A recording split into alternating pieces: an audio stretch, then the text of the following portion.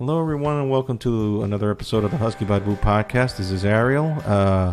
This podcast is going to be different. We'll start right off the gate. I have a guest. Weird, right? My guest is Robert Frost. He co-wrote, he wrote the Spirit of Vengeance comic, which I worked on a couple of years back. I did 2 issues on that, and he's currently rewriting the story and making it new. He also has a bunch of projects lined up, as you're going to be listening to. He is a cool dude. He's a great guy.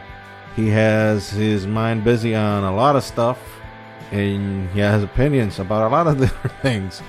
He's currently running this project called Planet 817 Comics, where I have a lot of independent stuff, but working with some established characters and in the independent scene, like with Power Rangers, Batman, Spirit of Vengeance, the one that I worked on.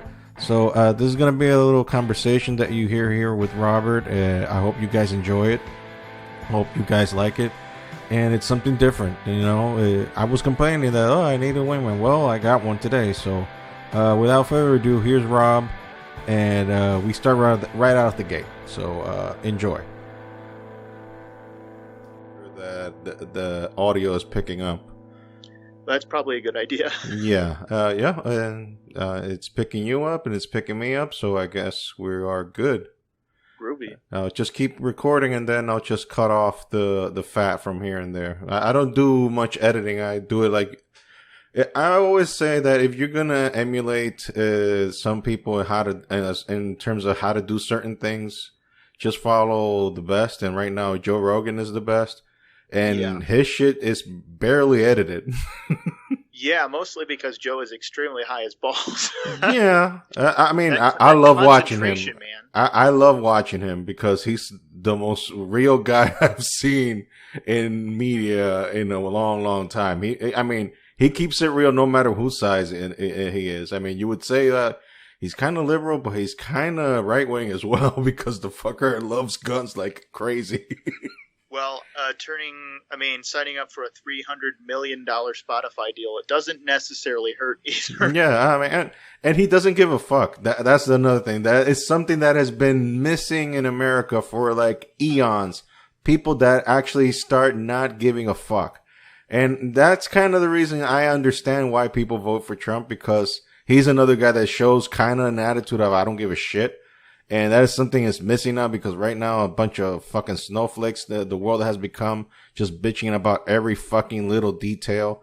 And it amazed me that a couple of days ago, Bill Maher, of all fucking people, Bill Maher called the left on it. And he said, like, stop fucking bitching about every goddamn fucking thing. That's the reason why people are voting for Trump.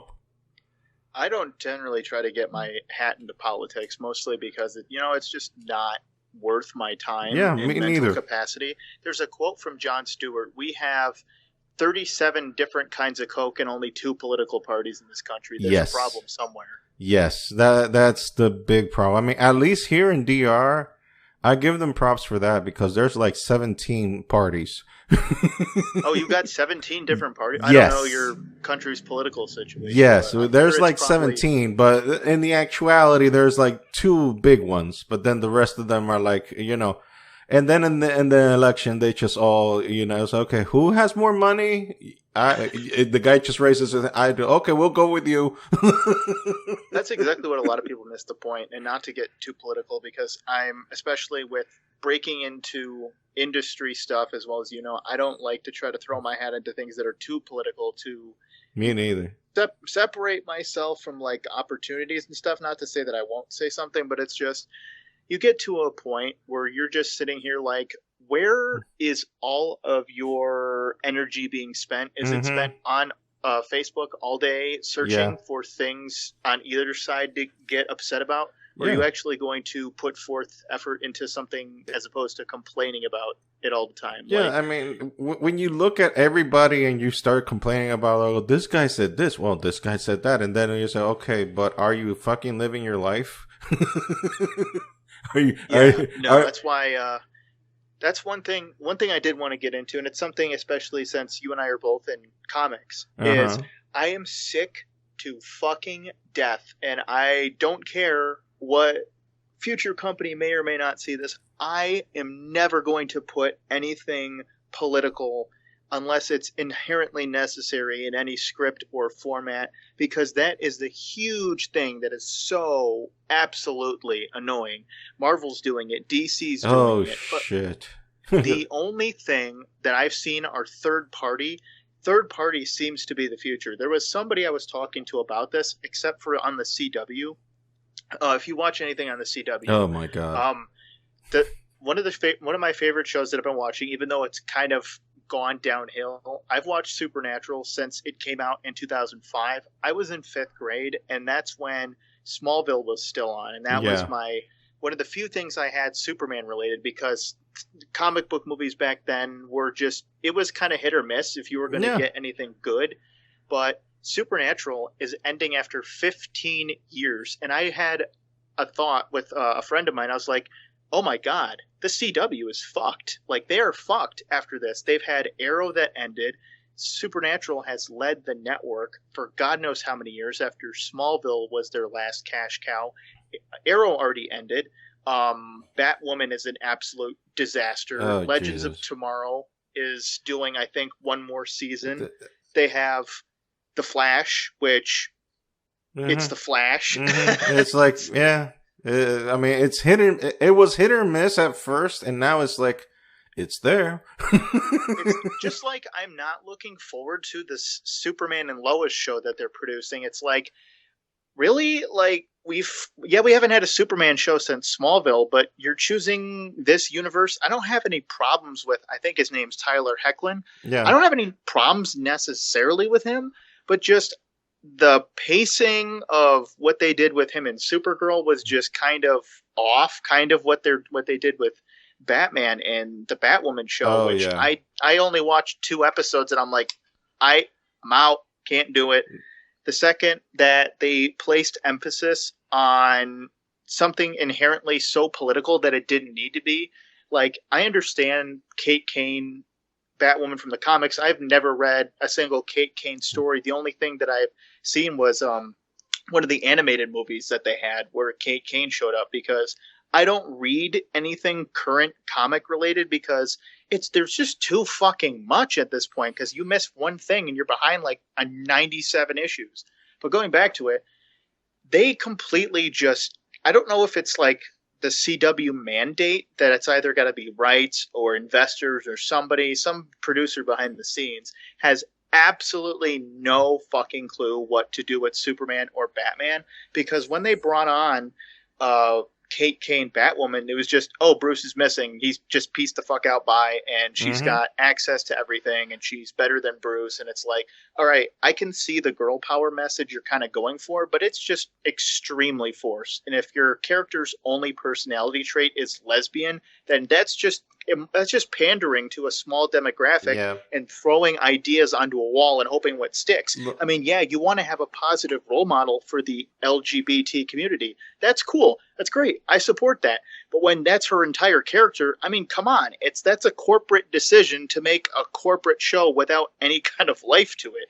That's why the shows like The Boys on Amazon don't give a fuck about any of that. They address everything and make fun of everything.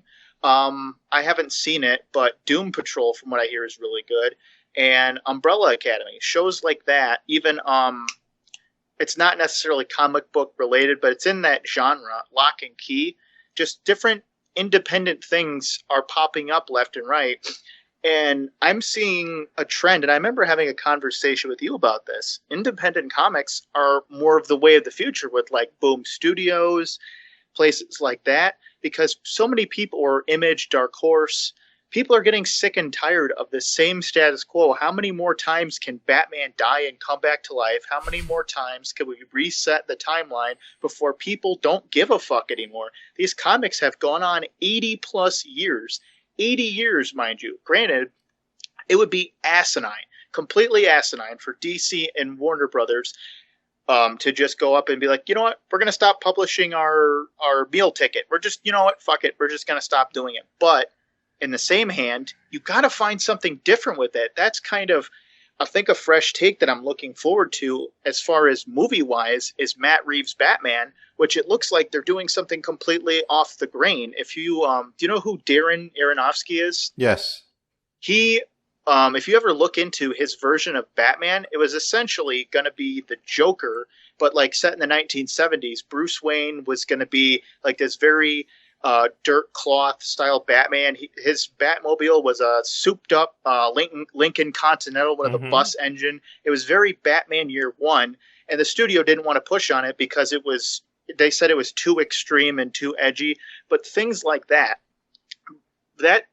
level of care, being able to go against the grain, is the main reason why so many people are sick and tired even of the Marvel Studios movies. Like, yeah, they're fine, but it's surface level fast food. I mean, it's there's a giant fan base and some of them are made really well, but like a lot of the stories, it's just like it's hit or miss. After Endgame, it's like, okay, what could you possibly do more? Exactly. I mean, after Endgame, I remember sitting in the theater with my sister, and her and I used to be like, we used to binge Marvel movies, and I got her into the MCU with that. And after sitting in Endgame, I was like, it was fine. I wasn't blown away by it, but I see the slate for Marvel coming out with Phase 4, and it's like, who gives a shit about any of these titles? Exactly. Like that's how they built themselves, on lesser known characters. But I don't want to see a Shang-Chi movie. I can't recall, like, Shang-Chi showed up in a couple of Iron Fist stories, as far as I know, when I was a kid in the 90s. But I don't give a shit about Shang-Chi. I mean, like, if that's the way they want to push it, that's fine. But same thing with the Black Widow movie. I don't care. Like, spoiler alert, she already died in Endgame. So she's fucking dead. it's pointless. It's like you're making a pointless movie. The same thing with the Eternals or anything else that's coming out. I'm vaguely excited for Moon Knight because I've been a Moon Knight fan forever behind the scenes. One of my favorite Moon Knight stories was Welcome to New Egypt. If anybody wants to read that, it's a psychological mindfuck of a story. Granted, you have to know some stuff about Moon Knight, but the fact that they're making a Moon Knight show kind of makes me excited but worried. It's like, you could fuck that up easily, but then again, who besides the 5 Moon Knight fans out there are really going to know if you fuck something up? Exactly. That's the thing now, that Marvel, and by the way, Marvel already owns like 90% of all their characters. I think there's still some dispute with certain characters here and there, but I think Daredevil and all the Defenders finally went back after the whole Netflix thing, which, oh god, that fucking makes me depressed, but sorry, go ahead. I mean, and the thing is that they own almost all their characters back, contrary to DC that had all their characters from the get-go and never did dick with them, except now. With the exception of that, Marvel owns all their characters now, and I understand they probably had a plan set up from the get-go. Kevin Feige likes to plan ahead, and for what we've seen, although some changes here and there due to circumstances and whatnot.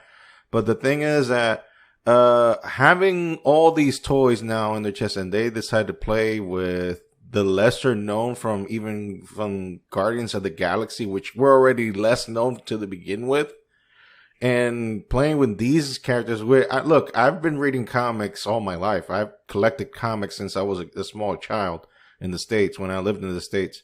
So I even have my rack of comics here that I own, some of them old as hell. And I don't recall none of these fucking characters. I remember when I heard Guardians of the Galaxy, I was like, exactly how the movie said, who?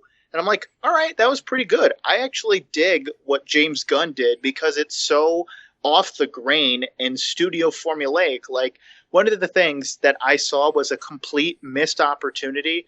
Granted, there's the corporate aspect. That's not going to change because that's how you get the investors, you get all the studios and blah, blah, blah behind the scenes. Is when the MCU was first coming out, Iron Man, big hit. I was like, cool, sold, love the direction. It reminds me of a live action Marvel Ultimate Alliance game. Like, that game, I played the shit out of that game, and that's how I got introduced to a lot of the lesser known Marvel characters through that. And I saw the MCU coming up, and after like Iron Man 2 came out, I was like, that was a little rough. And then I saw Thor, and I'm like, okay, that was there. And then Captain America came out, and then it turned into an episode of Power Rangers, and I'm like, what the fuck just happened? I'm like, that beginning was like really good. I'm like, oh my god, I'm into this. Then he's Cap, and there's lasers and shit in World War II. I'm like, whoa, hold on, go back to the good stuff. They jumped the shark a little on that one. They did. Have you ever seen? They had 2 direct-to-video animated features.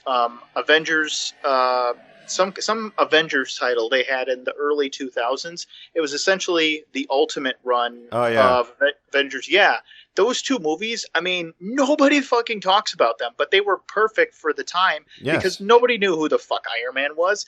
Nobody knew who the fuck Captain America. They're like, oh, that dickhead who throws a frisbee. Like, who gives a shit? Now it's like fucking you throw anything with Captain America's name on it. Captain America fucking toothpaste, $8 million revenue. You can do whatever you want.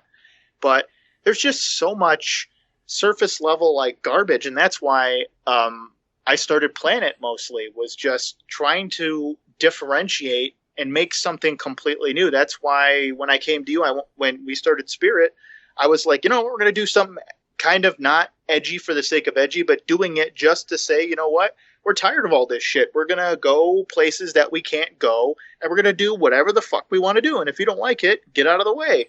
Yeah, I mean, that's something that is very missing right now. I mean, people talk shit about the 90s, comic books in the 90s. Like Rob Liefeld. Oh, he gets the worst hate that I've ever seen an artist get. I mean, there's some shit that is merited, like that Captain America shit on the chest. That's a little merited. I can't defend the dude there, but it's not that it was total horseshit, It's not that it was total shit that he was drawing. He did some cool drawings. And not just him. I mean, what I liked about the 90s is that it wasn't fucking traditional shit. It wasn't the same old goddamn bullshit that you see. Like now, everybody draws the same style. Well, there's certain exceptions here and there, but everybody draws the same shit. Everybody draws the same style. And you don't see that difference. But in the 90s, it's like, okay, this guy's clearly this guy's clearly that. And you can tell automatically who is who. Exactly. That's one of the hard problems with trying to find an artist specifically. And I'm blessed with the people that I have working on Lost Ranger right now. My buddy Edgar, he's able to mimic the Boom Studios Power Ranger style, but yet make it his own. Some small behind-the-scenes things. People from Boom Studios have reached out to him and my team and said that they're extremely interested in where we're going, and there might be opportunities because awesome. They think that it's inherently original, that we're doing something. We're doing something without studio approval, essentially. We're the weird kids in the background that decided, you know what, we're going to take the teacher's homework and we're going to do whatever the fuck we want with it. December 30th, we have release. That I think we're going to make it. It's set in stone right now. I've set all my people on it. We're trying to work on it. But as you know, I have a propensity to not write very short scripts. Yeah. The first episode, when we first clocked it, was 117 pages. Holy shit. I would imagine that the artist was like, okay, kill me now. We have 2 colorists and 1 line and inker. Edgar's essentially pulling the train, but we're getting colors done as fast as we're getting inks done, and we have about 15 pages done so far, blocked out, but it's a serialized story, and we have the first bit of it. The plot of it is it's a grittier, not like gritty for the sake of gritty. Like, the best comparison I've made is what Christopher Nolan did for Batman, we're going to do for Power Rangers. Okay. What they did in the 2017 movie sort of did. Essentially, we're telling a story that takes place in an alternate 2005 where it's not the cast from the show, but it's a universe that is very different and adjacent, where this Mighty Morphin took place in 1985, playing on Stranger Things and that kind of environment. And our story is about this guy named Alexander who shows up, and it's revealed that there has been a 7th Ranger this entire time. In every major timeline, he's been there. the question is, who the fuck is this guy and why does nobody remember him? That's what the story is about. You get the first episode, without giving too much away, is fragmented through the 7 different cast members who are all in their 30s now. It's kind of like Stephen King's It meets Pacific Rim.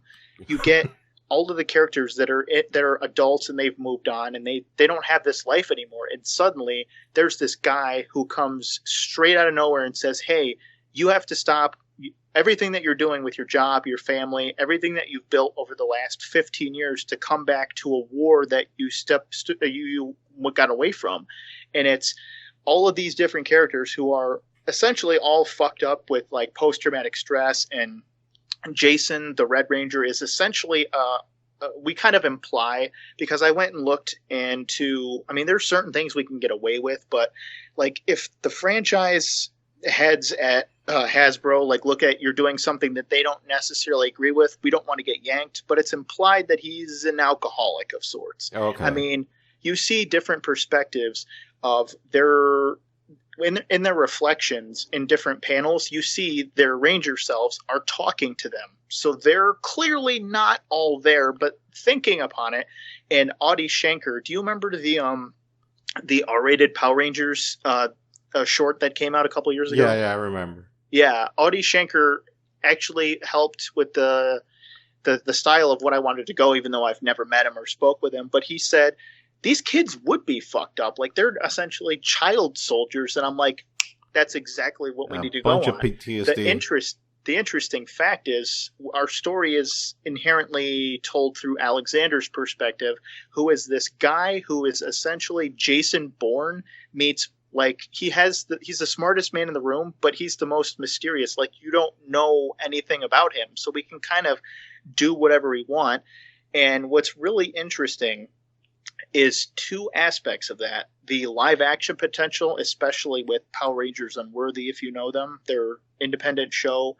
They essentially make their own Power Ranger series in live action with a very short budget, and it's huge. They got like 1 million views per episode. They're shooting 4 and 5 right now. But with that universe they created, there's cross-promotional material, and I'm really cool with the people that are behind the scenes.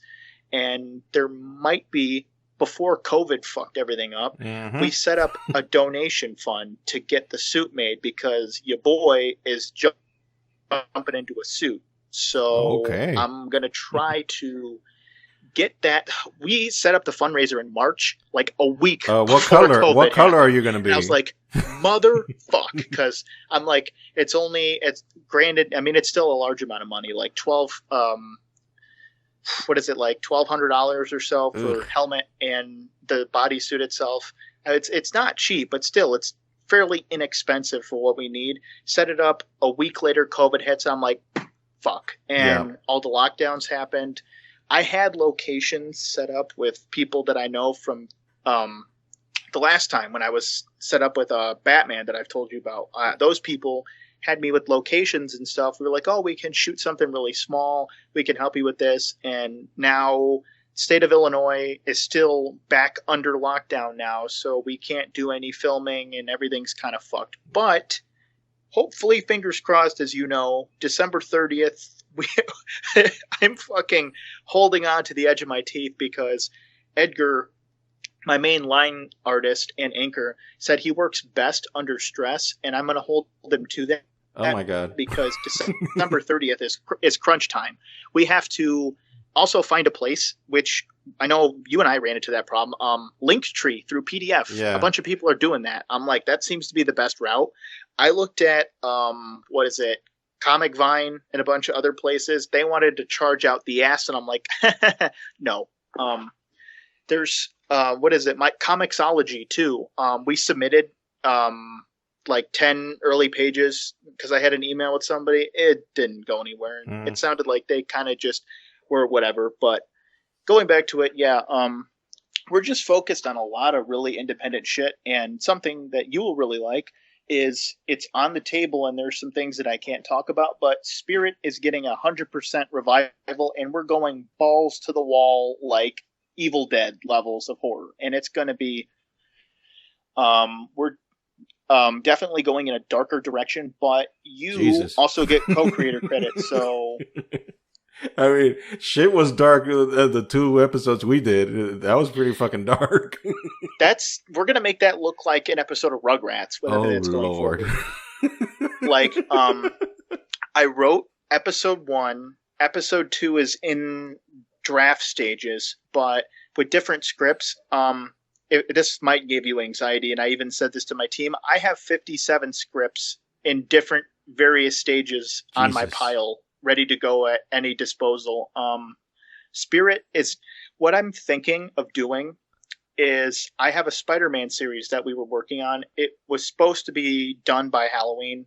We didn't even get started, but I mean that was COVID. I had a guy drop out, expected, because he had to take care of shit. But anyway, we have a Spider-Man series that we're working on called Spider-Man Dark Mirror, where it's essentially Dante's Inferno with Spider-Man. And I think the best way to do it is to release that series, see the feedback, because JW's in that. He has a cameo through that as like a secondary character. And I think the best thing to do is to just do a spinoff of that and then just get his own series, as opposed to just starting it off from scratch. But it's all dependent on COVID and everything else, and behind the scenes, blah blah blah. Yeah. That makes me want to pull my fucking hair out, because there are so many different. I'm not gonna talk shit or burn bridges, but there's so many companies or people behind the scenes like, hey, we saw your art on blah blah blah. We really are interested in talking and doing something, and then they're just like, oh, well, without signing an NDA, hand over any script you got, and we'll take a look and get back to you. It's like, motherfucker, I ain't giving you my script. Are you nuts? That's a fuck you. Yeah, like, do you ever see that documentary, Batman and Bill, about how badly Bill Finger got fucked over? I've been told. I mean, I already had. I have a book here that already talks about that I've had for years, about the 60 years of DC Comics. And they kind of gloss over it, and I was like, and that's when the first time I knew that Bill Finger got fucked. That's why I am so protective of everything. And granted, it's extremely hard to do that, but like if you get the right people to help you sign NDAs, which help you own your script outright, so if somebody takes it, you can go, gotcha, bitch. But yeah, Bill Finger, that documentary and the book by, I know his first name's Mark. I can't remember his Mark Nobleman. Mm-hmm. That documentary was depressing. Long story short, Bill Finger died broke and alone in an unmarked fucking grave with absolutely nothing to his name. Yeah. Like that's bullshit. And the fact that Bob Kane he tried to, in his quotes, make amends, but it was already too late. Bill had already passed away. And it took all of those years up till Batman versus Superman for his fucking granddaughter to get him just even co-creator credit. It's like, no, fuck Bob Kane. Remove his goddamn name from it. Like, in my opinion, and this might be a controversial opinion, I think Jack Kirby and Steve Ditko did more for Spider-Man and the Marvel lineup than Stan Lee actually did. It's that kind of... That's something that Alan Moore has said. That Stan Lee has fucked over a bunch of people, including Kirby and Ditko. When Stan died, a bunch of, granted these are unsubstantiated rumors, that they're coming out there. People are talking about writing books about Stan Lee was like the Bob Kane of everything, and that Jack Kirby and everybody else that was behind the scenes came up with way more. And understandably, you got to have a figurehead for your franchise. But having the little guys fucked over like that just pisses me off. Yeah. Like Bill essentially came up with everything. Yes. Bob Kane's original Batman, he looked like a fucking douchebag with a fucking blonde hair domino mask and like red tights. And then Bill Finger was like, here, hold my beer. And then came up with everything. And then Bob Kane's like, all right, thank you. But given the time, I think it was right after the Great Depression or during the Great Depression, there was no way to protect yourself. I mean, you were lucky enough to get a fucking paycheck back then. I mean, whenever Bill contributed, the fact that DC Comics tried to hide it for over 70 years or so, that's extremely fucking sketchy. And even, side fact, did you know Bill Finger actually helped create Alan Scott, the Green Lantern? I did not know that part. that fact. I was like, wait, what? He came up with a lot more from DC Comics Oh my than a god! lot of So people he's want to. basically Jack Kirby in DC. Basically, the only thing that Bill, before the lawsuit, or I think it was a court lawsuit that got his name on everything, was there was an episode of the Batman TV show. I think it was Egghead. Don't quote me on that. It was an episode, and Bill Finger wrote it. And one of the guys in the documentary, Mark Nobleman, said that Bill wanted to watch it on a big screen, and Bill cried the second he saw his name written by Bill Finger on anything that was Batman. Oh and that's my the god! only thing that he got. That is fucking pressing. The fact that he sat there and watched Bob Kane, rank up millions, probably even billions with fucking the Keaton franchise, with Val Kilmer, with the Clooney that we sort of pretend happened didn't happen. Okay, I'm going to say a controversial opinion. Batman and Robin is not as bad as everybody says it is. It's bad, but it's hilariously bad. The pre-production, it's the comic book version of The Room. Essentially, but without getting too sidetracked, the pre-production, there's actually a lot of Hollywood insiders that have written books. Like there's called the Disaster of Tinseltown, was a book I read in college that my college professor I went to school for film and broadcast, and he gave out this book. It was Disaster in Tinseltown. It was talking about different failed productions, and the production of Batman and Robin is way worse than anybody ever thought it was.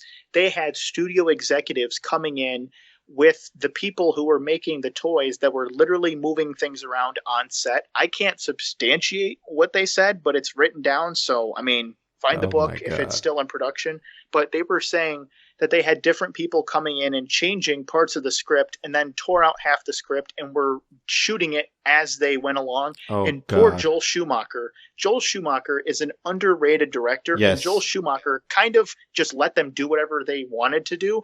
If you see Joel Schumacher's work, he should have nailed it. The cut for Batman Forever that's rumored to exist is way better than I've read the script, and it's extremely disappointing that the studio decided to just undercut everybody. I did saw a cut scene from Batman Forever where Bruce was interacting with a giant fucking bat. Yes. I know that the script dealt with more of the psychological issue that Bruce is dealing with his psyche that's divided. That was kind of the thing they were trying to play with, and they glossed over it in the movie a little bit. But since they just decided to have Nicole Kidman as eye candy and not use her as what she really actually is, a great actress, they just send that whole shit to hell and let's say, fuck it, this is about toys. So fuck your story, fuck whatever the hell you're trying to say. Sell me these goddamn fucking toys. Exactly. That's why Tim didn't want to do a third movie, because everything was so deep into the rut of it. And speaking of going into another side tangent, we're going to talk about how Tim Burton got fucked on Superman Lives. Do you know Superman Lives? Yeah. Kevin Smith was contracted to write the script about it. And the infamous producer, I remember, what was his name? John Peters. John Peters asked him to write in a polar bear to fight, remove Superman's cape, and have a giant spider to fight Superman. When Tim Burton came on and Wesley Strick was rewriting the script after they booted off Kevin Smith, the draft that I read is actually really good. And the behind the scenes shit they had with Nicolas Cage, when people say Nicolas Cage as Superman, I'm glad that didn't happen. There's a movie. Have you heard of City of Angels with him and Meg Ryan? Yes. Tell me his performance in that movie is not Superman. Yeah, it is. I mean, he toned it down a lot.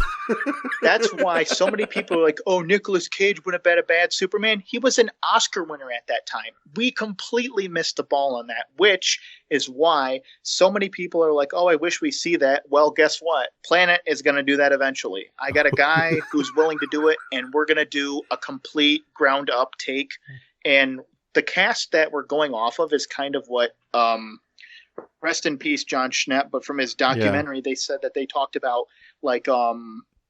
Kevin Spacey as Lex Luthor, but with the state of everything going on, I think keeping Kevin Spacey far away from anything is probably a good idea. Yeah.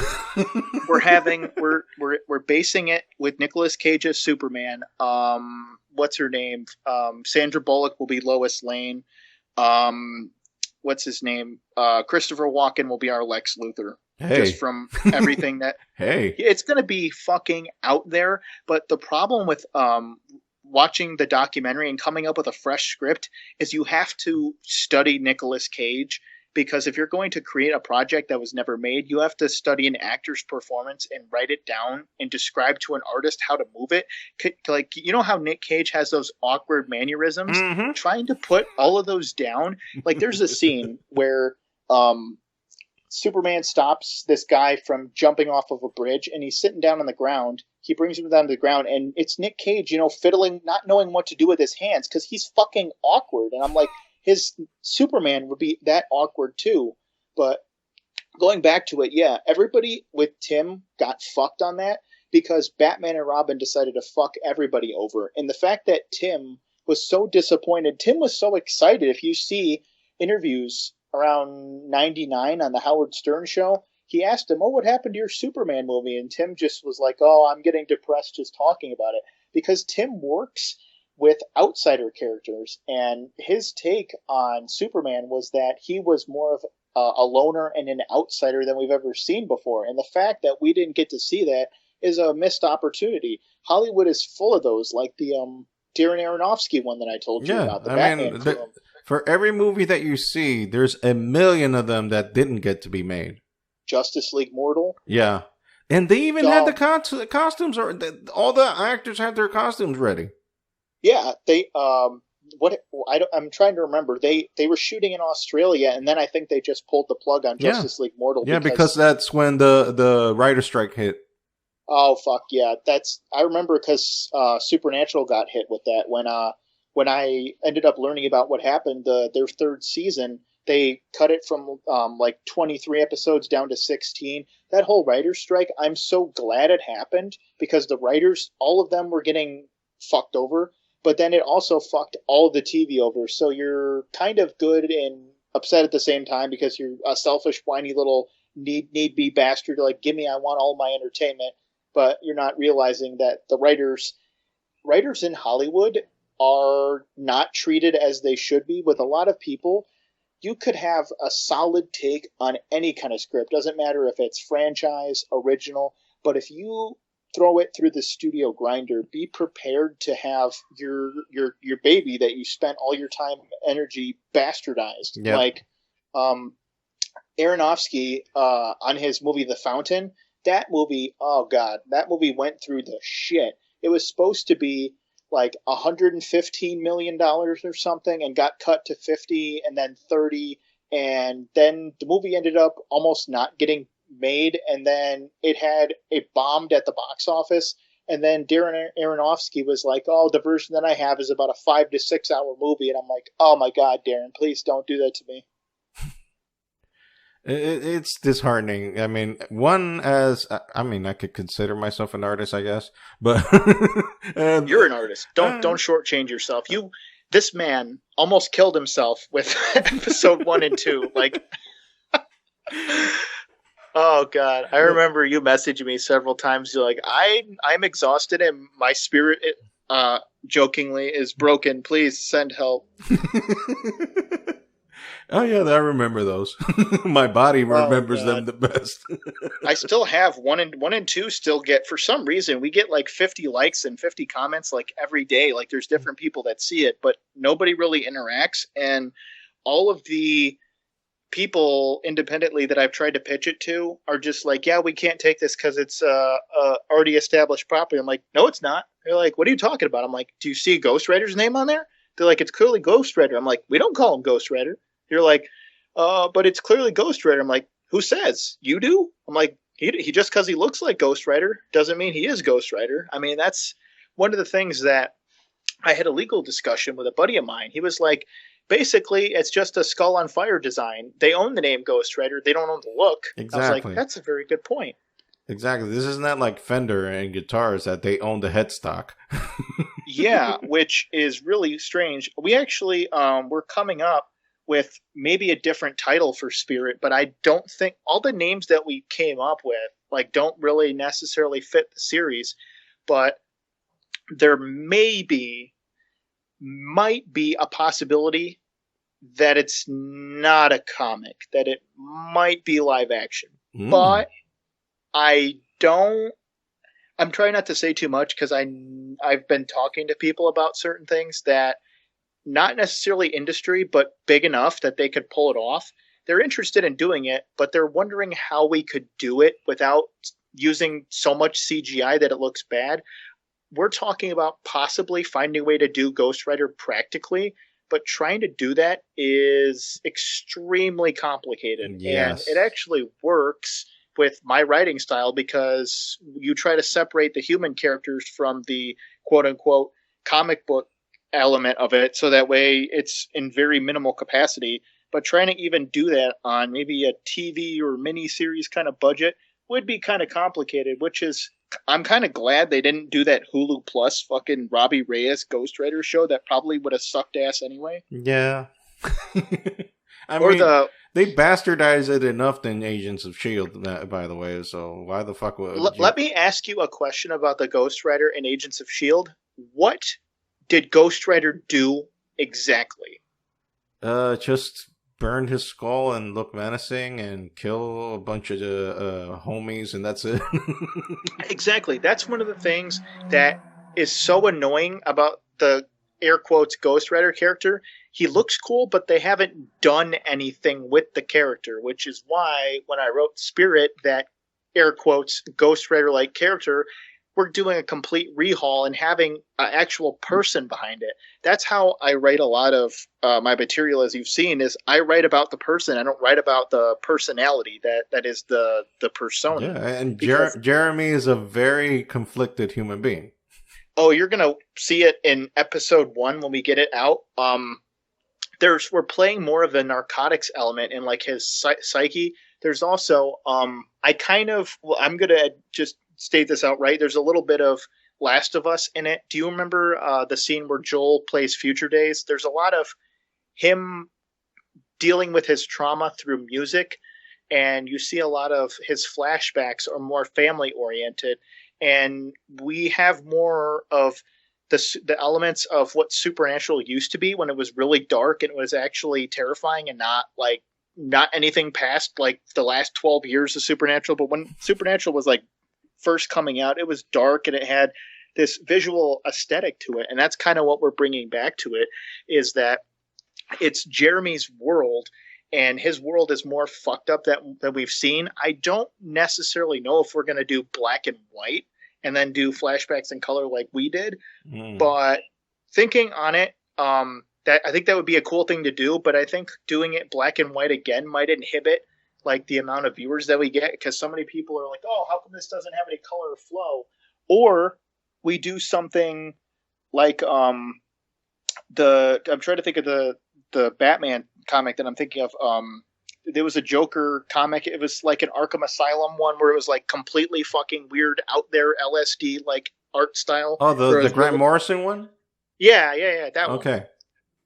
Yeah, trying to do something like that because coming up with the new episode, we're trying to. I mean, that this new episode treads some waters. It's still episode 1 is still going to be vampires. Like there's no way I could write around that didn't like put my foot down as to establish our lore as far as vampires, but it's going to take different steps that we did before. There's more focus on the family element as opposed to the structure of what we did last time. You get to see more of who he is as a person and how he interacts with law enforcement. He interacts with the world and kind of get more of a sense of everything that's going on. Because as far as we know up to this point in the story, something happened to him 4 years ago and it's implied by other characters, but we don't know. All he does is he is very substance dependent and he can't die because of whatever deal he made.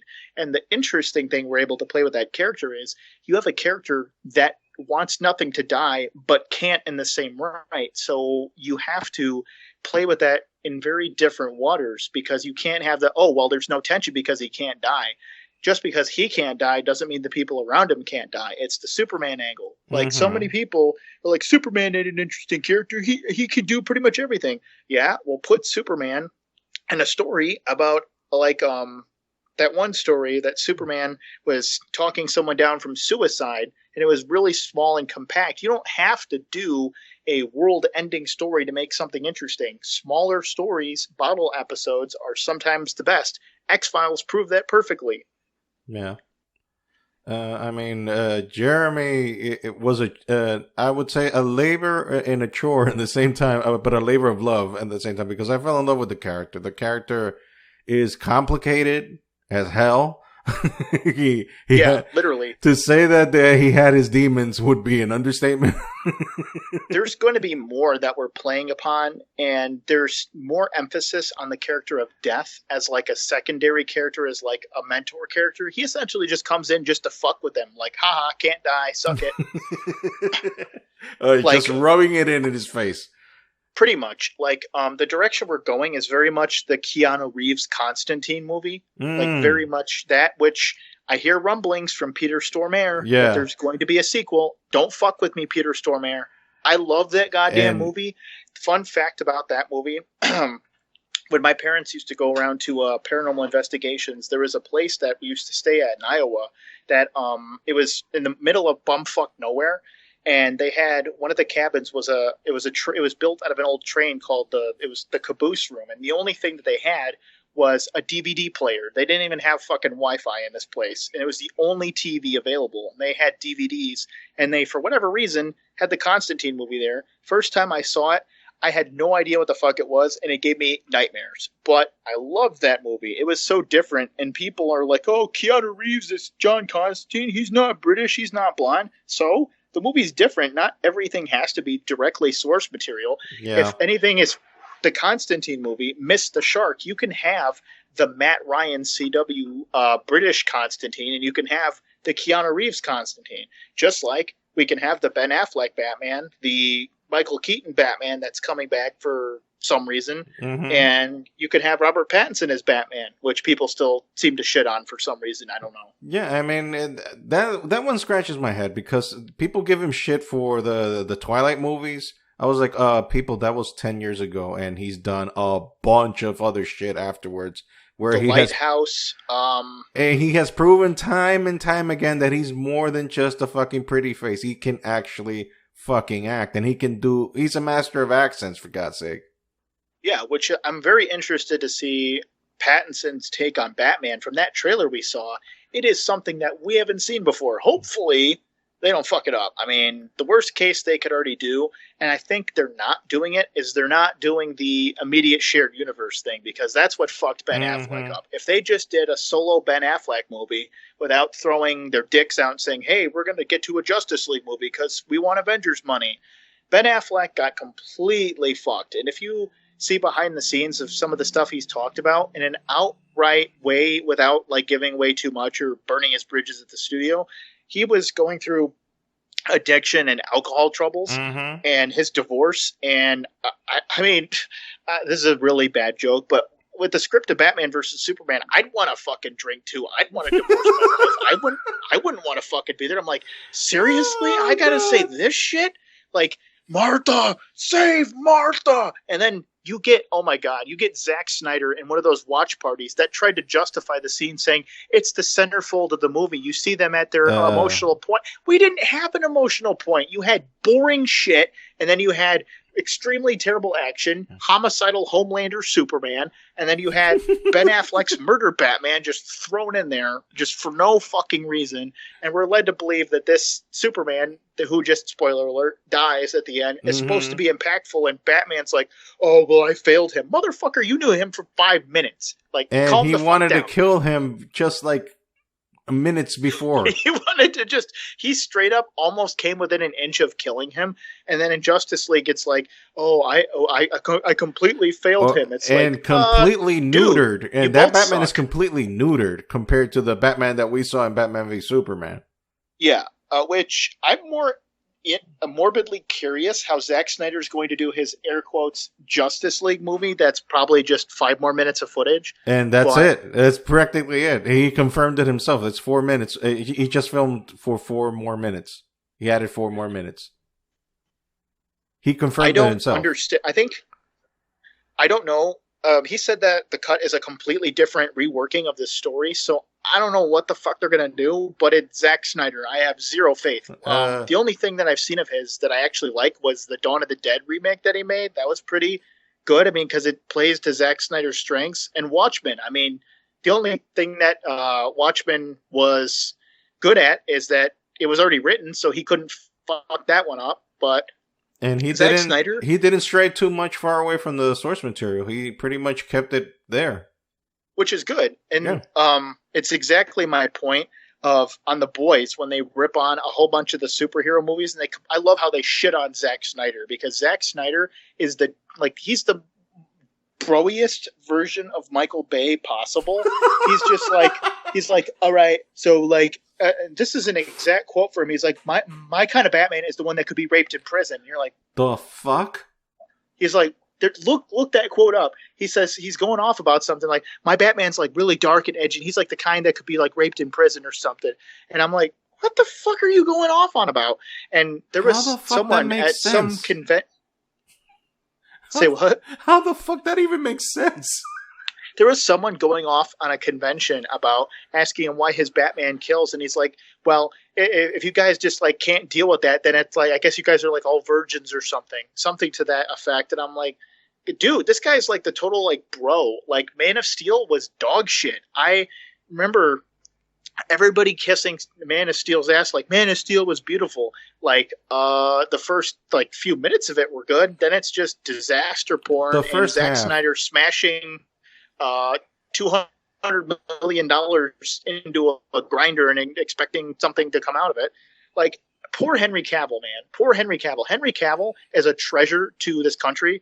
And, well, he's not even American. But yeah. I completely fucked that up. He's a treasure. But he got fucked. Like, if he was put in, like, a J.J. Abrams style Superman movie, I think that he would be far better than he is now. Like, him coming in Justice League, I don't think we're going to see Henry Cavill as Superman again. I mean, with the state of Warner Brothers right now, abandoning ship on everything, COVID kind of did them a favor with them not pushing forward with Wonder Woman 84. I don't give a shit about Wonder Woman 84. I didn't give a shit about Wonder Woman in the first place. But I think with DC's restructuring and them able to not be confined to having to do studio mandates like with what they did with Joker. I still haven't seen Joker. I probably won't because, I mean, I don't know. Just something about it rubs me the wrong way. But hopefully DC can get their shit together. I saw Joker, and look, it's like you say, alternative takes on characters. I wouldn't say that he is the Joker, but I would say he's like a proto or a beta version of the Joker. Because... It's a different character altogether, and it's a different interpretation whatsoever. I mean, it's more Taxi Driver than Joker.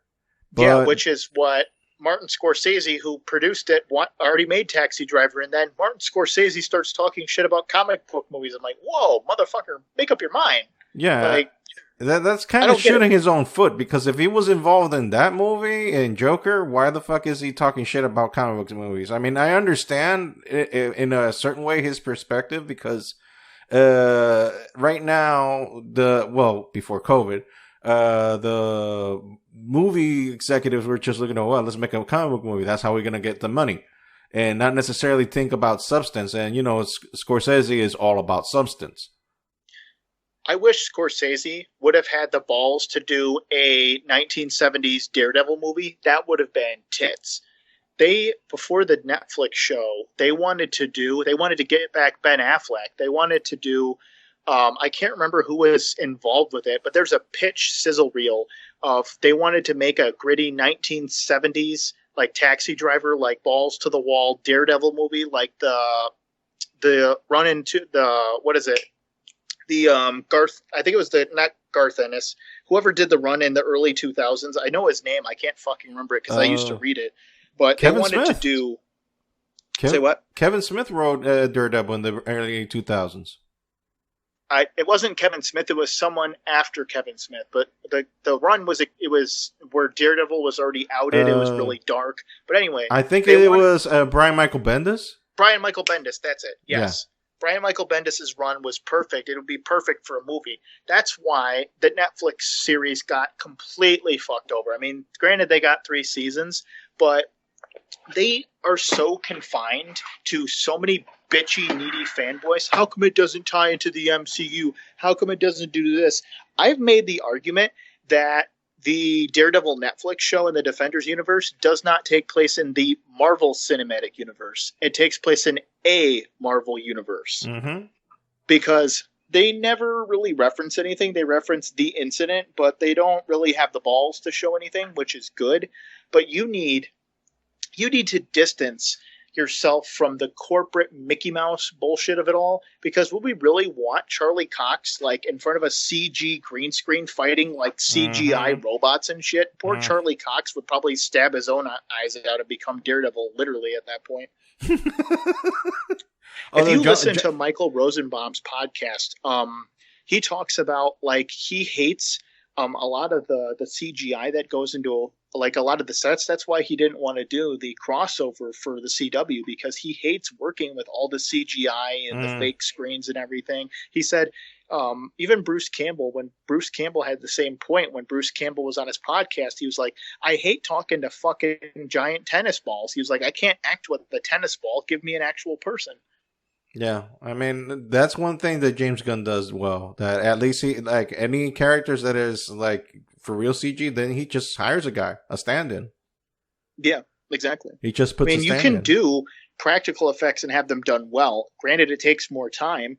There's a really good channel on YouTube. I wish I could I could find the name, but they go into detail about movies that were never made. There was a Hulk movie that was having Hulk be completely animatronic, and they built a 9-foot tall animatronic Hulk, and it looks fucking amazing because they didn't want to do all CGI. They had these giant Hulk-sized statues that were being completed because they were having it move, and they had different like parts of it with remote control operated buttons where you would see like the Bruce Banner like shirt rip style thing. Okay. And this is before the Ang Lee Hulk? This is before the Ang Lee Hulk? This was before the Ang Lee Hulk. If I could look it up, I know exactly. I'm going to be Jamie from fucking Joe Rogan's podcast and look it up. Young Jamie. Young Jamie. I know exactly the YouTube channel that it was on. Let's see.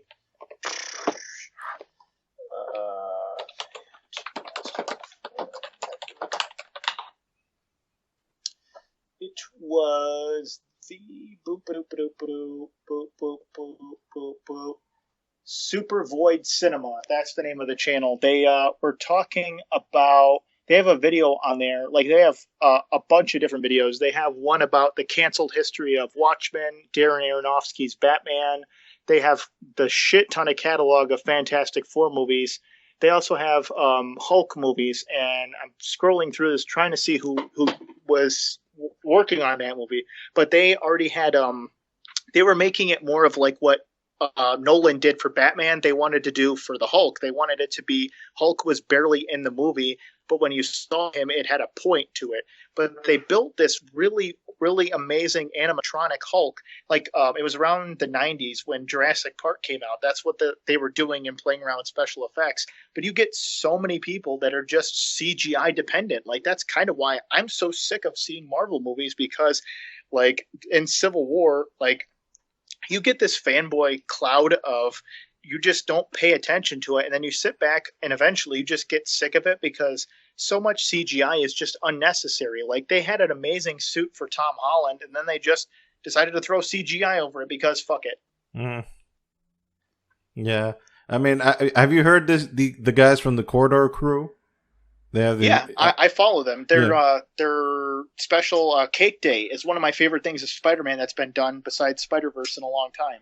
Yeah, I mean, they talk about that to nauseam about how can you use both things, the practical and special effects, that you can purposely blend both of them to, Whatever the one lags, the other one can fulfill, and not depend on one specifically. Yeah, that's one of the things that's just extremely annoying. They just depend on it. Like, I wonder how many times the actors from Endgame and Infinity War were just so bored of working on a green screen all day long. I mean, build a set, build something. Like, the only reason why they're so dependent on that is because of studio release dates. And you got to have this movie be out at a certain time because we need this, and the merchandise sales are out the astronomical levels for I think Endgame and Infinity War both made fucking $1 billion. Yeah, that's probably most likely doubled that in their merchandise sales. Yeah, I mean, and I think the way that it could be done now from now on in terms of blending special effects with practical effects is the way how they filmed The Mandalorian. That is the best example. I know how they film it with the roto. I think it's the rotoscope. The way that they do it. Yeah. I'm gonna kind of date myself here and piss some people off. I'm not a Star Wars fan. I can't find anything Star Wars that I've actually liked. Mostly, I think it's due to college. In college, we had to do film thesis on the importance of Star Wars. I have seen the first 3 Star Wars movies more times in class without any kind of free will, being able to like shy away from it. We had to watch the first 3 movies and talk about the cultural significance of it. And God. My counterpoint was that yes, it has a cultural significance, but it's not the most cultural significant film franchise. I'm like, there's other franchises, and I tried to argue Back to the Future had much more of a potential that was never seen as opposed to Star Wars. My teacher's like, horse shit. I'm like, fuck you, dude. Yeah, whatever. Then he is a fanatic, and that's the problem I have with pretty much everything that is going on now. I mean, I even toned down my viewing in terms of TV series and whatnot because of that simple fact that now it has become a religion. You have to do this. You have to watch this. You have to. No, I don't. I don't want to fucking watch a thing. I don't want to fucking watch it. That's why so many things with the MCU now. Did you know they made a Cloak and Dagger show? I fucking didn't. I was like, they made a Cloak and Dagger show? I've heard of it, but never seen a single goddamn episode. Yeah. They also, for some reason, Agents of S.H.I.E.L.D. finished, and I'm like, oh, that was still on? Mm-hmm. It's like, it's that level of dogmatic, you have to watch everything. Like, that's why I jumped ship off the CW too, because, like, after the Crisis on Infinite Earths event, I stopped watching Flash, and someone, that friend I was telling you about, that I was talking to about, like, how CW is coming to an end, he's like, oh yeah, and Black Lightning. I'm like, wow, shows you how much I care. I completely forgot Black Lightning was a thing. Yeah, I mean, it's still on. Going back to that point that you talked about at the beginning, with the whole, forcing shit on to your mainstream shit. I mean, I'm not against of you portraying characters a way that they're not conventionally portrayed, but let's be honest, and if I get canceled, fuck it. Who listens to this shit anyway? But the thing is, like, who isn't gay now in a comic book series? Who isn't gay now? Everybody's gay. That's the thing that. Do you remember the whole New Warriors thing? That was a huge controversy. Oh my god, that was the dumbest. That was the dumbest decision ever. Perfect encapsulation. Now, let me state this for the record. There is nothing inherent. There's nothing wrong, period, I should state. Yes. As clear as humanly possible. There's nothing wrong with having characters with diversity. Exactly. I'm not against that either. Becomes the character, then there's no point. Like, you're just having, like, the biggest thing that I can think of is when they made Alan Scott come out as gay or Iceman. I'm like, yes, why? That fucking pissed me off. I was like, okay, this character has been straight for 50 fucking years, and now all of a sudden he's gay? Why? I'm like, why? There's no point. Like, are you just trying to be cool and modern? Like, yeah, everybody needs their superhero that they could identify with. Exactly. But you're just shoehorning shit at that point. You're just shoehorning. Like, all of the times that they said Andrew Garfield, they wanted Andrew Garfield Spider-Man to be bi. I'm like, why? Like, I don't get it. Like, I seriously do Or not get it. Like, I'm not against the LGBT community. I'm not against any form of representation. I'm more confused of why you're trying to rewrite already established characters for some narrative to fill a company checkpoint. yeah, and they also try to do that with Star Wars. Sorry, I have to mention that again as well. But they try to do that with the new trilogy with Poe Dameron and Finn. They're trying to make them turn gay on each other. It never happened. But in order to silence a few, they added a scene in the end of the movie, and the last one, they added a scene where two women are kissing, just to like, okay, well, we have gay people here in Star Wars land. That's weird. Isn't Star Wars like I mean, not to say that in a galaxy far, far away you can't have lesbian or gay characters. That just seems kind of strange. Like, That's just, I'll say it. Fuck it. Glad paying them money, and they're okay. Yeah, we'll get your representation. that's why every CW show has somebody that like that. Their version of female empowerment is not empowerment. When you have to emphasis that it's female empowerment, you're inherently missing the point. Yes. That's why Jessica Jones didn't have the like, oh, female girl power. It was more of a abuse story of somebody Yes. that was standing up for women's rights, that like saying, hey, being abused ain't cool, which it isn't. Like, you could have several different layers of presenting your characters. But when you got the same shit over and over and over, the only thing with the diversity that I'll have to argue is people are like, oh, Miles Morales was diversity. No, bullshit. That was actually something completely different. They Yes. found a loophole around that. Yes. I mean, and they hit a trifecta there because he's colored and Puerto Rican. Yeah, I mean, like I remember when I read the entire Ultimate Spider-Man run. I grew up reading Ultimate Spider-Man, and when the death of Peter Parker happened, everybody was fucking livid because they're like, Spider-Man's black? What the fuck is going on? I'm like, whoa, calm down. Spider-Man is not black. This is a new character who's half black, half Puerto Rican, and his name's Miles Morales. And they're like, well, it's still horseshit. Peter Parker, Spider-Man. I'm like, well, guess what, motherfucker? He's 6 feet under. Yep. He's sleeping with the fishes. That's something that I think the MCU is probably going to fucking butch. They're going to butch Miles Morales. They're either going to do something to make him LGBT or something that's not into the character, God. Which is why I'm glad not Marvel Studios, Sony actually made Into the Spider-Verse and gave us a faithful adaptation of Miles and the game. I've only seen bits and pieces from the game, mainly because I don't have a PlayStation 5 or 4, so my experience with gaming is watching people play it online and get depressed. It's like, okay, these people have toys that I don't. Exactly. Like, that's why I think, and other people have made the point with Spider-Man, the Spider-Man character. Spider-Man is a character that I've loved ever since I was a kid, read for the longest time. I absolutely, and this is going to be the hate Tom Holland segment, I fucking hate the John Watts Spider-Man series that they've gone through the MCU because it's horseshit. It's so many people are trying to say that it's the ultimate Spider-Man run. They just threw Spider-Man into the MCU with trying to make him a fanboy, which, yeah, he was in the comics, but the movies are not about anything. It's just Peter Parker absentmindedly going through like a Ferris Bueller's Day Off, which is not it's not a bad take, but it's fucking boring.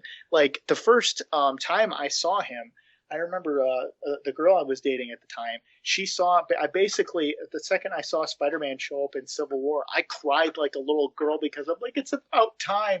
And then when Homecoming came out, I was livid. I'm like, what the fuck was that? I'm like, seriously?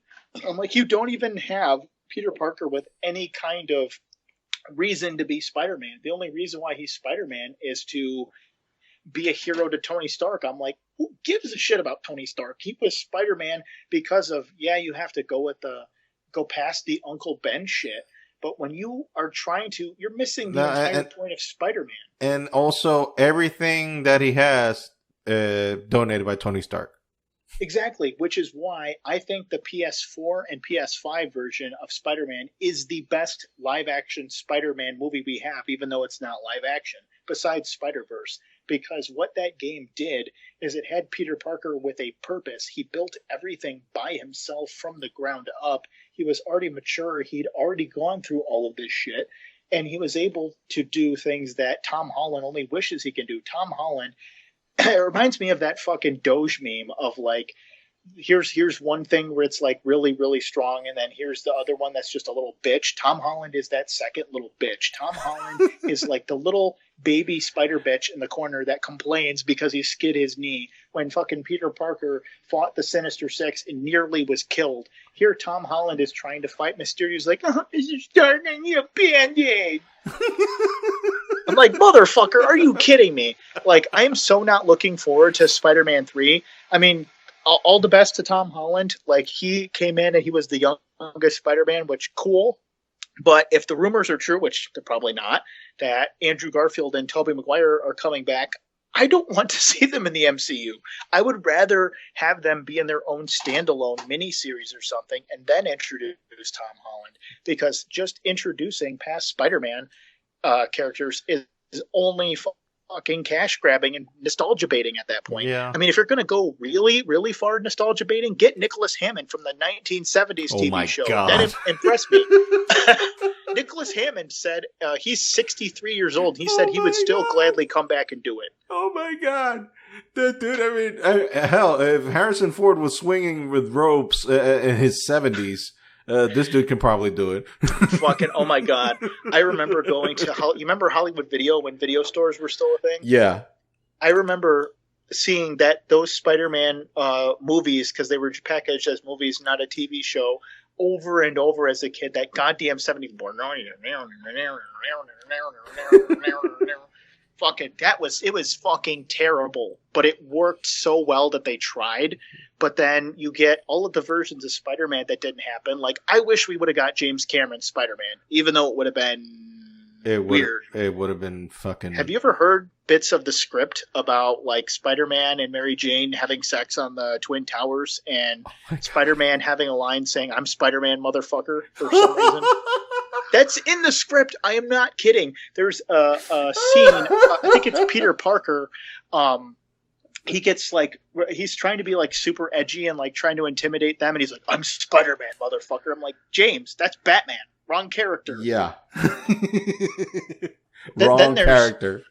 Have you ever seen the Canon Films description of what, I think it was Toby Hooper or somebody wanted to do with Spider-Man? They thought Spider-Man, they didn't know anything about the comics. They thought Spider-Man was like the Wolfman, and he turned into a giant spider, and it was like really body horror and strange. Oh my God. Canon Films, there's a documentary on Canon Films, and they had like a 5-minute segment on Spider-Man, and they had so many different people on Spider-Man throughout the years that Spider-Man got fucked over more times than I can count, but in a good way. The technology finally caught up. I don't think in the 80s or the 70s or even the late 90s you could have done a Spider-Man movie with the technology we had. No, I mean, like, it happened in the right time. It happened in the right time. To show you my point, did you know there is actually one of the first fan films ever made? There's a 1969 fan film of Spider-Man made with it. It's so fucking horrible. You have to look this up on YouTube.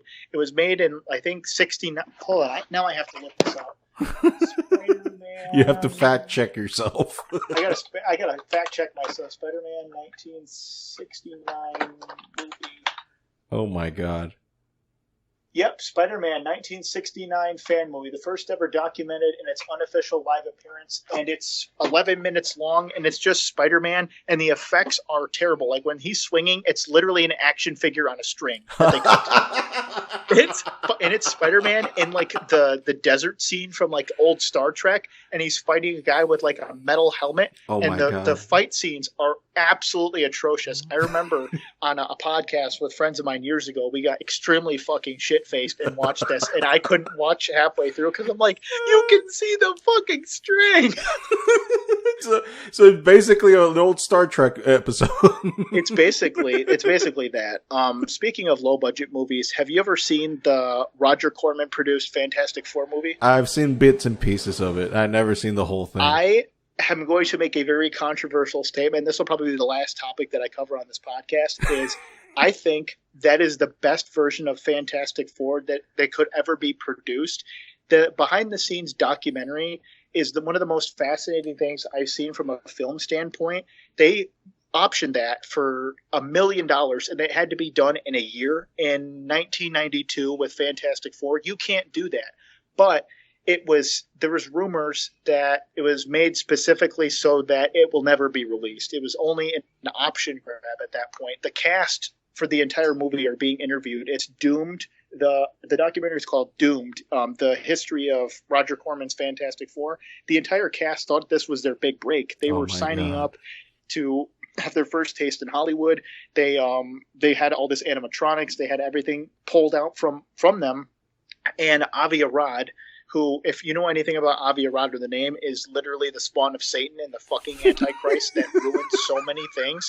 He ordered, and this is just legend from what they said, he ordered all the physical copies to be destroyed. All the copies that we have are bootlegged. But I hear tell, I think his name is, I'm trying to remember his name. His name is Culp. He played Dr. Doom. He posted on Instagram that he said, I can't confirm my source at this time, but a physical print of Fantastic Four still exists at Marvel Studios, and they are working on trying to get a hold of it. Oh, shit. The actual physical print, not the bootleg shit. Like, they could restore it and remaster it. He went into a Q&A about it, and he said the only reason why they haven't done it is because they're probably going to time it around the release of when they do the new Fantastic Four, and they're going to probably do straight to DVD, and they're trying to probably get DVD sales out of it. That's probably the only way to do it. But the story of Roger Corman's Fantastic Four is so interesting because everybody on that, they tried their best, and everybody shit cans Roger Corman's Fantastic Four, even though Roger Corman didn't direct it. I can't think of the goddamn director, but I love that fucking movie for what it stood for. It is so cheesy and batshit out there, but the fact that they tried this hard to get it done in a year for $1 million in the 90s is a testament of God at that point. What they went through behind the scenes, they were literally doing pickups and moving sets right on the shooting day. They would shoot for 12 hours, move them to a completely different set the next morning, shoot for 12 hours, and they would do no retakes. They would literally go, okay, guys, let's go. Even Culp, the guy who played Dr. Doom, they didn't have him ADR his lines. His lines are just... So he's just basically a stand-in.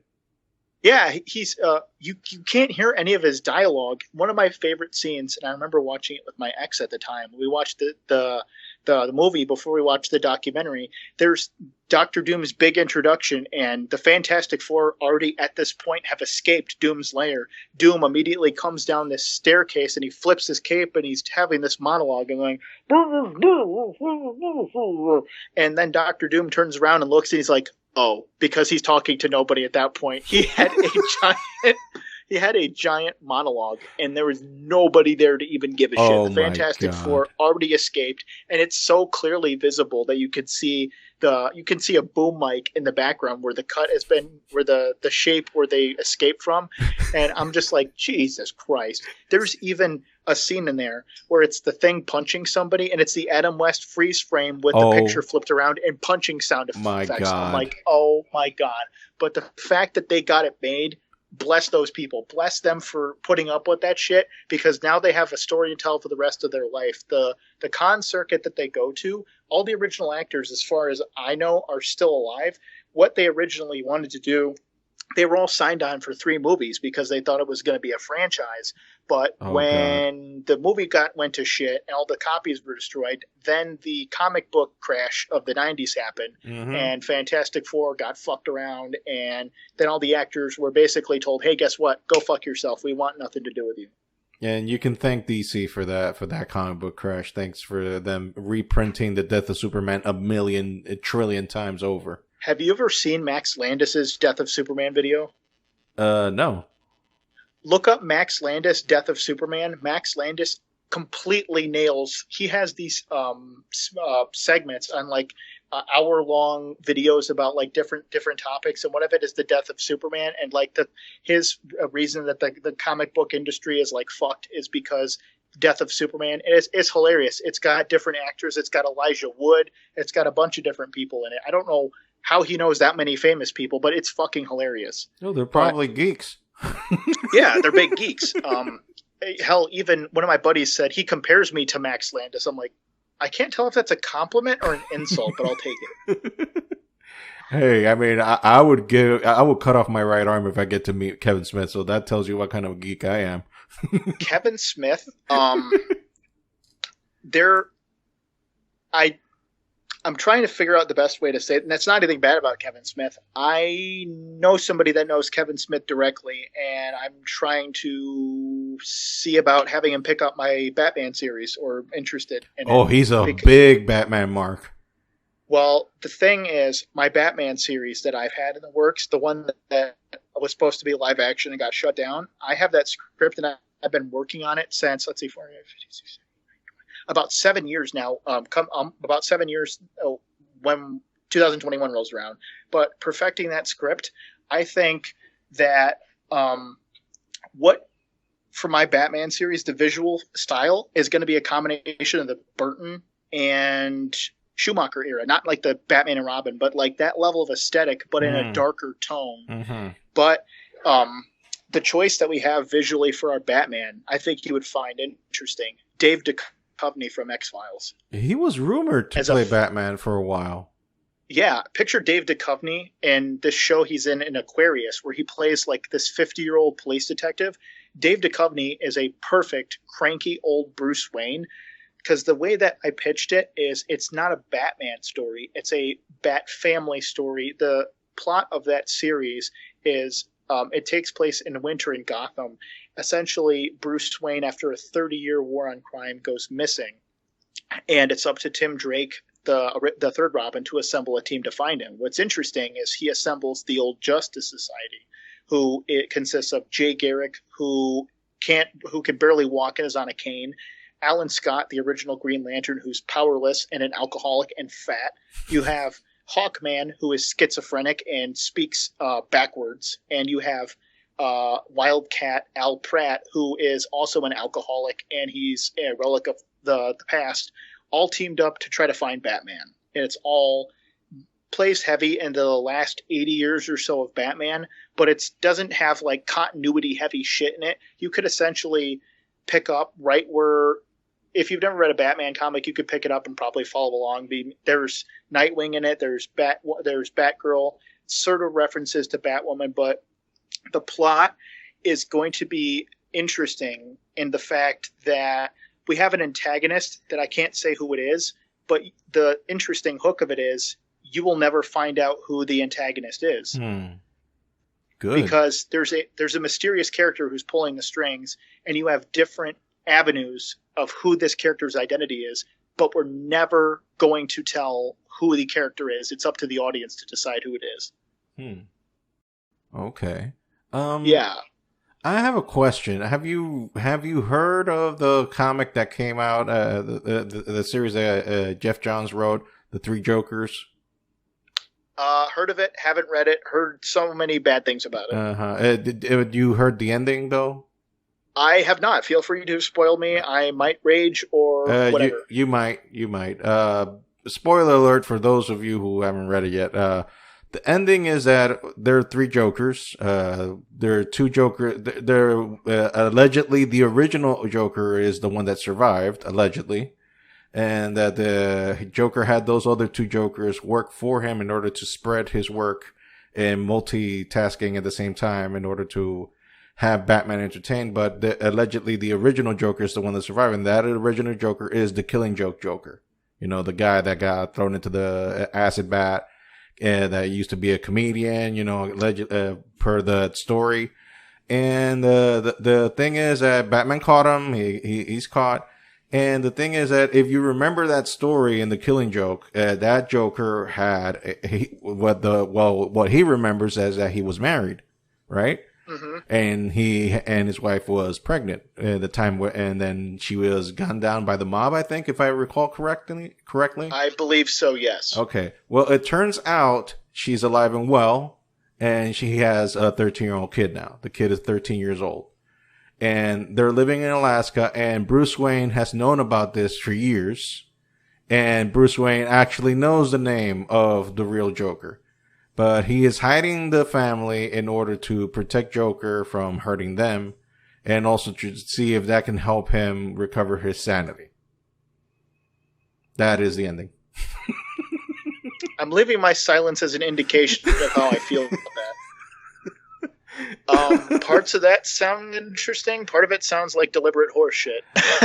I mean, recent years have not been kind to Jeff Johns. I mean, that Doomsday Clock was total garbage, in my opinion. If you like I'm glad I didn't see that. I didn't pay attention to it. I'm like, what are you going to do past Watchmen? You can't. Watchmen is one of the things you can't touch. Sequels. I mean, the Watchmen TV show was different, but yes. I mean. And it's a good continuation to the story, but it doesn't dive in, and it doesn't add anything extra in terms of what you already know. With the exception of what they did to Dr. Manhattan. I'm not gonna go there. Yeah, let's not touch that one. Yeah, let's not go there. But the thing is that, dude, he's missed the mark. I mean, for a guy that was hitting all the notes in the 90s and in the early 2000s. After Rebirth, the whole things just went south. It just went south. That's why, as a writer, I always try to make sure I have 3 different people's opinions, because when I submit a script to somebody, I don't want them to just say, "Oh, suck my dick," and be like, "Oh, this is the best thing ever." Tell me it sucks. Tell me it fucking sucks. I have the Kevin Smith complex where I think everything. Like, part of me is like, I'm like, all right, I think this could work. The other part of me is like, oh, this completely fucking sucks. Like, you suck. You're a hack. You're never gonna work in this town. You suck. Fuck you. Same thing with me. Like, the past problem that I've been having on the last script is working on this Spider-Man script, and I told one of my writing buddies who almost gave him a heart attack, because he's like one of the editors that runs through everything. I said Spider-Man Dark Mirror might end up being 300 pages by the time it's done. He's like, please kill me now. You like to write biblically, don't you? You like to write in biblical proportions. What? You like to write in biblical proportions. I have the Stephen King complex. I cannot write comic book format, no matter how many times I try. And this will probably be the last thing, because I do have to go in about 10 minutes. But okay. I can't write comic book format. I think comic book format is inherently a dated formula, because if you know the comics in like the 60s and the 40s and the 30s, they were only having word balloons to describe the actions. Now you can paint a narrative into comic book format, which isn't necessarily done anymore. You have the 22.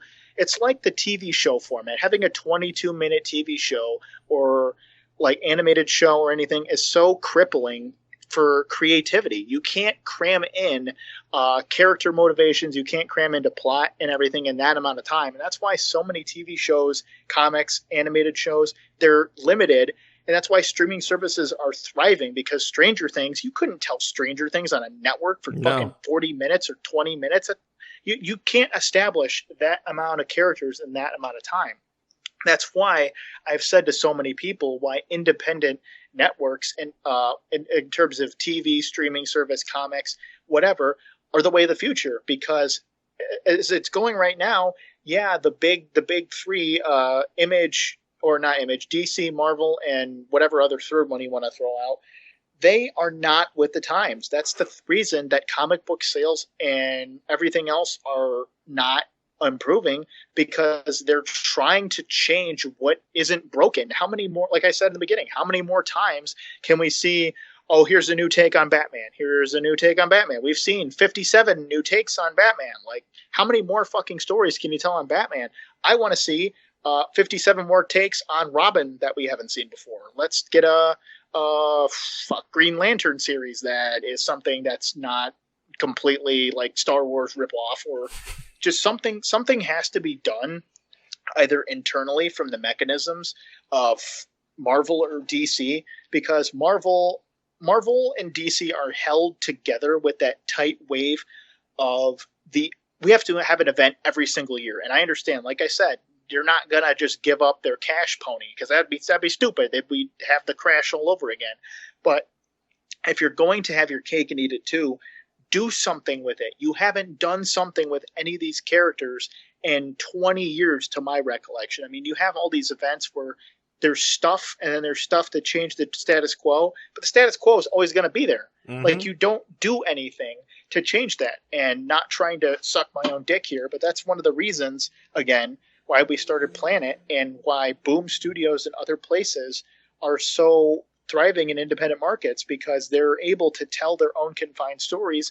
Boom Studios built themselves by, I think, having G.I. Joe or some fucking comics, and now they do Power Rangers, and they were able to do, while I do have my own issues with Boom, and I'm not going to burn bridges, please hire me.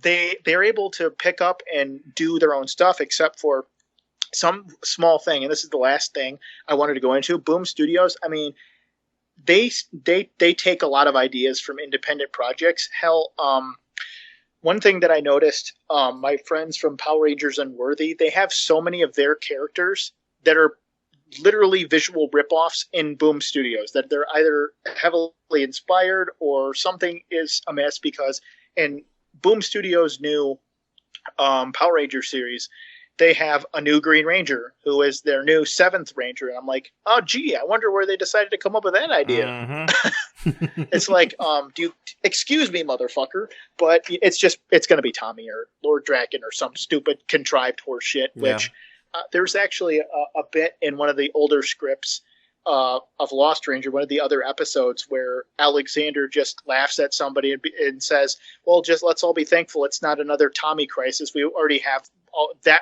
way too many of those, and it's already been played out.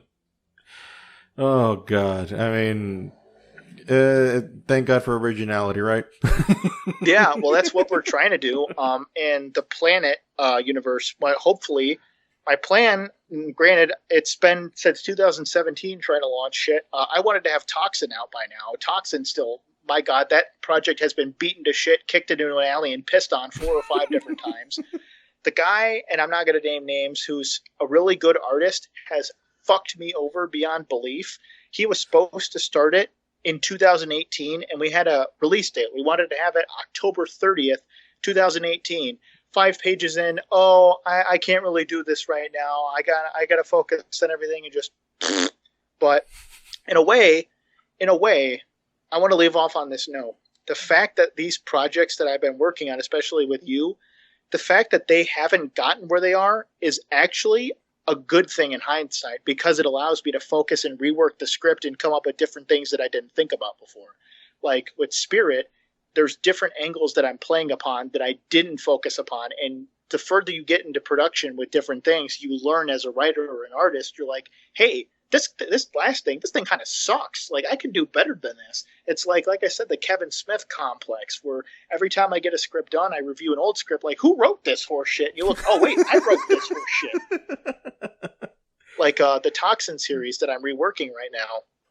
Even though Toxin, we have to adhere to some level of Marvel acknowledgement, but we're not imprisoned by it. The universe that we built there is that all the heroes are gone. Like, all the heroes that you know, since it takes place in the early 2000s, they're already all gone. So that's already something we don't have to adhere to. Like, we don't have to adhere to the Avengers. Like, we don't have to adhere to that. Hell, since the Spider-Man series I'm working on is set in that Spirit type universe, the only reference that we really get to any of the major characters is there's a scene with Jessica Jones in the Spider-Man one, and Jessica Jones just starts riffing that, if you have any complaints, take it up with the giant metal condom that's in office, implying that Tony Stark is the president of the United States. Originality is definitely sorely lacking. That's I think the Cliff Note summary to leave it off on is originality is sorely lacking. And streaming services are starting to come up, which is really good, because during this pandemic, we ain't got shit. Well, that's true. But at least we have this outlet. I mean, this is a double-edged sword, because yes, shit is bad in terms of originality, but the thing is that thanks to the internet and stuff like this, allows creators to have their independent voice in one way or another. So this is the way that, to not quote The Mandalorian, I'm sorry, but this is the way that we're going to get our voices out there and create our own stuff and not have the man or whatever authority figure you want to add there tell us what to do or how to do it. And do it the way we want to do it, and do it in a way that is satisfying to us. Exactly. I don't play well with studio notes. You tell me this has got to be shorter, I say, fuck you, find someone else. In the words of the great old school wrestling manager, Jim Cornette, thank you, fuck you, bye. Exactly. I guess that's where we're going to leave it off on. Thank you, fuck you, bye. That's the way you have to tell them. Thank you, fuck you, bye. I'm gonna write that. I'm gonna make that into a shirt. I want that. He already has that T-shirt, and he will sue you. Okay, sweet. I know what I'm gonna buy. He will sue you if you use it. Well, fuck. I'll just wait till he dies then. I mean, you can buy it, but I'm just saying that if you try to use it for an expression as yourself and try to build one of yourself, he will sue you. Well, I already. One small thing out of everything that we have, and this is, I've said this before, but this is literally the last thing because I literally have to go in like a minute or two. Okay. Is of all the series we've worked on, we've never had one lawsuit for Marvel. The only can you guess what one project? And I don't even know if we had this project. The only cease and desist I've ever received is for our Smallville pitch. I wanted to do a Smallville series. And seriously, Warner Brothers said no, under no circumstances we are issuing a cease and desist. I'm like, really? They're very Smallville? touchy with Superman. They're very touchy with Superman. Yeah, I was like, but Batman's perfectly fine. I emailed the representative. They're like, oh, we don't care what you do with that. We don't want you doing Smallville. I'm like, well, you have to understand, for them, Superman is their Jesus. Yeah. I was like, all right, whatever. I mean, I only wrote like a small chapter outline, and I had concept art for everything and just describing it. And then they just sent us a cease and desist, and I'm like, all right, fuck you, bye. But yeah, I guess that's where we're going to leave off on because I got to take off. And Okay. I didn't realize it was this late already. Well, I'm sorry to hold you up that long, but No, you're fine. I ramble for fucking hours. If you no, see how I you ramble. have to get all that shit out of your chest, man. Yeah, no, it's fine. But this was fun. I mean, well, you know, the door's always open here, and anytime that you want to jump in and tell the good people what you think of certain things, you can let them know. Episode 3 is 157 pages. You have 2 days. Let's go. Oh, well, I guess I'll kill myself now. Well, man, I know you have to go, so you go handle your thing, and we'll end it right here. But then next time we'll just keep the conversation going. Yeah, well, peace, man. Good talking with you. Take care, man. Bye-bye. Bye. Well, that was long. I would like to thank my man Robert for that conversation. For those of you who don't know, I worked in a comic book with him, a web series. I got to do 2 issues, which is Spirit of Vengeance, in which we kind of lost over a bit on the beginning. I'm sorry that we did it like very informal, but that's the way we roll. So I hope you guys don't get tired. I mean, this is the longest we've gone so far, but I thank Robert for his time, for giving his input, and hopefully I think you guys will enjoy it. His experience and the media should not be questioned. He is a hardworking dude. He works for he's hustling for his dreams. He's actually doing something about it, and kind of pumped me up to do to restart my creations, because I kind of left it on the wayside due to everything that's going on. But if you got a project, if we're gonna end with something here, let's end it with that. If you got a project, if you want something to be done, go after it, chase it, follow it, and get after that. So on that note, this has been Ariel in the Husky Barbu podcast, and I hope you guys have a great day. Take care, guys.